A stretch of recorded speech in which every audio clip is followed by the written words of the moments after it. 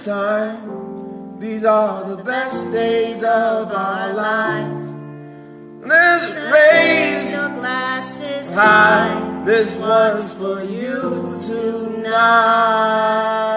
Hi guys, it's Stassi. I'm back here to give you another review. It's time to check out episode 2 of House of Stassi, season 1, episode 2, called Til Drag Do Us part. In this episode, we had a lot of twists and turns coming off the Halloween party and kind of in the wave of the land where she stands with a lot of different people in her life, her co-workers, her relationship with Beau. We get to see a little bit of Harford and Mester was really cute in last week's episode. And, you know, we hit on certain things. Obviously, we had the big sit-down conversation that Stassi had with Katie at the Belmont. And here we are for this episode, where we're starting to bring back layers of what was going on in Vanderpump Villa and the tension between her and her sister, Georgi.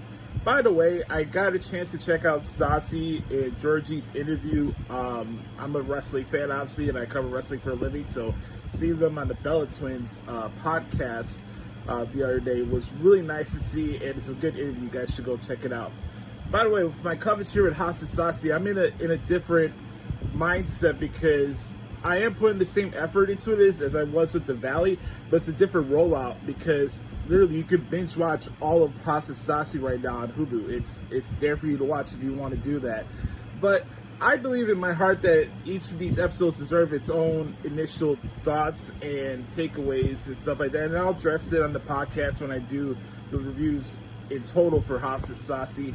But as I say that, you know, just being with this project and everything, I don't want to spoil everything. I don't want to do that. I've only seen 3 episodes, full transparency, in its full length, 3 episodes. I've only been picking out certain things here and there that have stood out to me that I wanted to share that I think that have been related to VPR. So I have done that.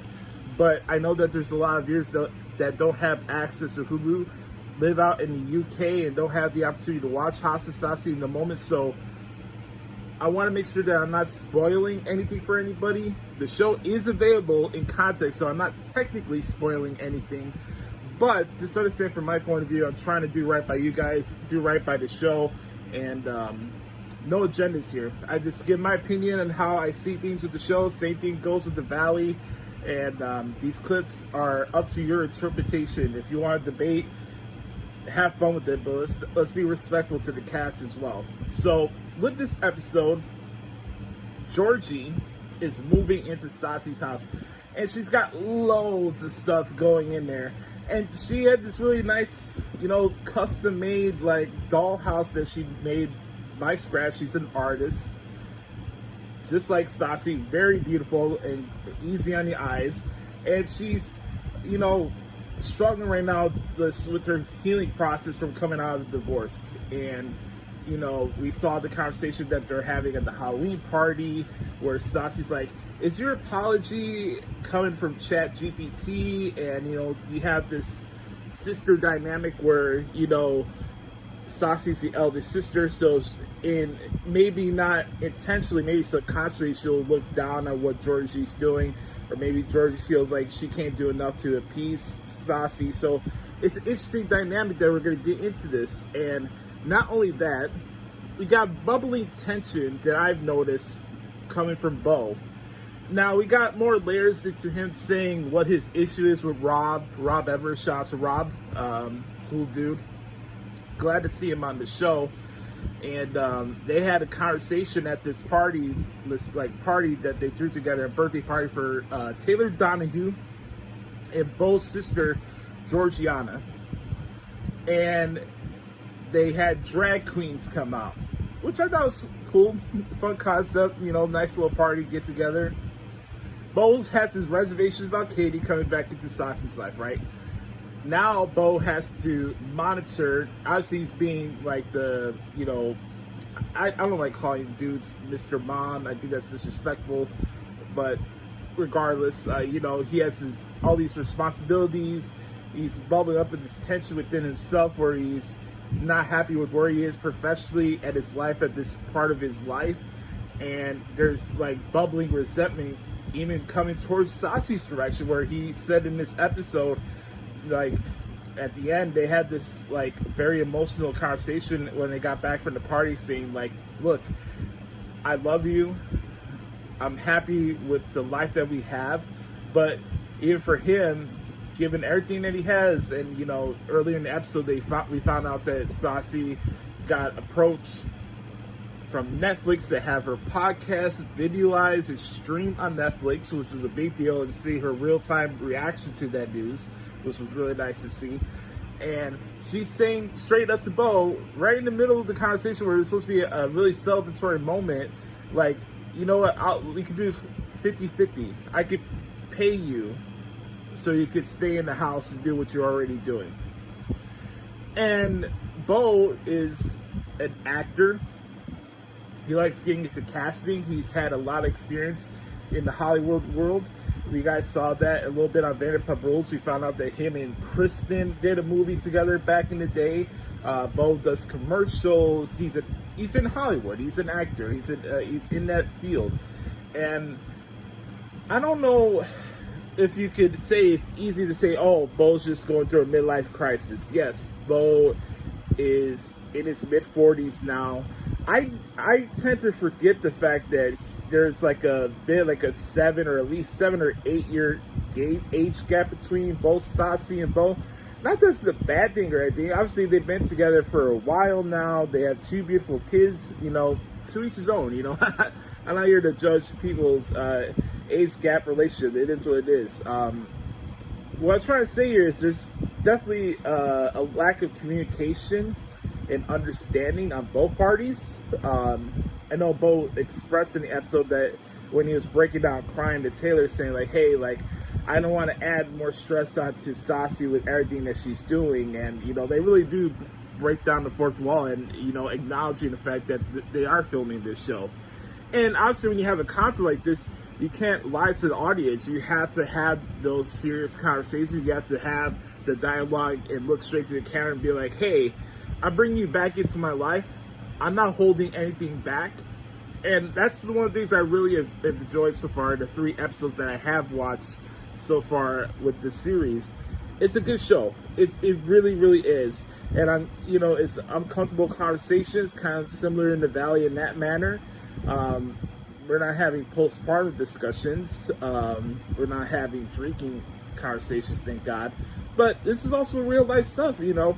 You're with somebody for almost a decade, and you have 2 kids together, and, you know, you're going to have hiccups in your relationship. Like, there's never a relationship, whether it's televised in real life, where it's not always rainbows and butterflies. And, you know, unfortunately for Beau, he doesn't do well with conflict. He lets things sit down and fester. And, you know, they mentioned Rob on the show, and him and Rob is Beau's best friend, and, you know, basically they had, I wouldn't say like a falling out or whatever, but they stopped talking to each other for a while because Rob got in his feelings over the fact that Beau would not congratulate him over his Eagles winning the Super Bowl, right? So Beau is an LA Rams fan and Rob is an Eagle fan.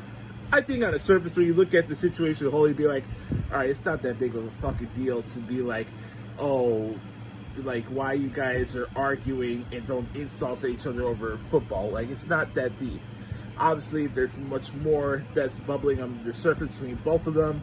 They had this face-to-face conversation at the party that they're throwing for Taylor Donahue and Georgiana, Beau's sister. I thought it was funny, Beau said in this episode, he's like, you know, I feel weird if I was throwing a party in Italy. No, it'd be weird if Georgiana was throwing me a birthday party in Italy and you see a bunch of American flags around. Again, like I said in my last review, Beau just reminds me a lot of my Uncle Jay, and I say that as a compliment. So when he said that, I just could hear him saying that as well. So the Italian nature is kicking in, and speaking with this, when he's getting upset, the clenched fingers, we all do it as paisans. And I really enjoyed the show, but like, I'm glad that they had the face-to-face with Rob and Beau, because we need to get more content. And it was bubbling on the surface, where I think Rob in his place at life, where he's a little bit older than both Beau and Stassi. He loves Hartford and Messer. He considers them family. They've known each other for so many years. And, you know, he's not married right now. He doesn't have kids. And in some way, maybe subconsciously, he feels like Beau looks down on him for that fact. And, you know, Beau is saying that, basically implying like you need to grow up. You should be losing your shit over football and things that don't matter, things are minuscule, and other things that's going on with this season. I don't want to get into it because these are just specific reviews and takeaways for the episodes, but, you know, Beau got emotional and he's like, I'm feeling burnt out. He's not in a good place. He's not happy with where he is within himself. I don't think he resents Stassi and he's just done with the relationship. I think that he's in this cycle in his life right now where he's doubting himself. I don't think it's even an issue of the breadwinning. Though, you know, you see these debates on these shows sometimes where, I remember like Sheena and Brock, right? It was a big topic. Like they're knocking Brock for being a whipped for Sheena because she's a breadwinner and he does nothing basically, which is not true. Brock does work hard and he's a good father. But regardless, I don't want to go in circles here, but the case in point here, like I don't think this is something where Beau is starting to get resentful towards Stassi because she's being successful or filming the show or she's making more money than him or whatever the fuck the situation is. I don't think that's the case. I think this is just an internal battle within himself, and maybe he hasn't admitted on air that he struggles with self-doubt, but I could see that for somebody like myself who deals with self-doubt and likes to, you know, let things bubble inside because you don't want to take your emotions out at the wrong person at the wrong time. And, you know, confrontation is stuff that I have done a better job of growing into as I got older, but when I was a teenager and when I was younger as a kid, I didn't handle confrontation well.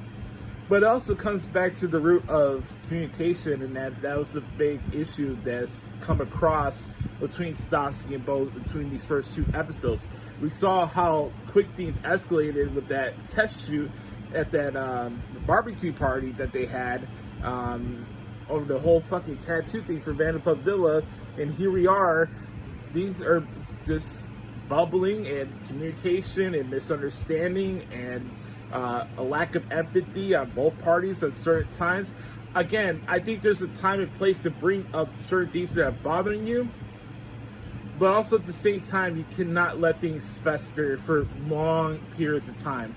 You cannot do that, especially for somebody that you sleep next to every single night.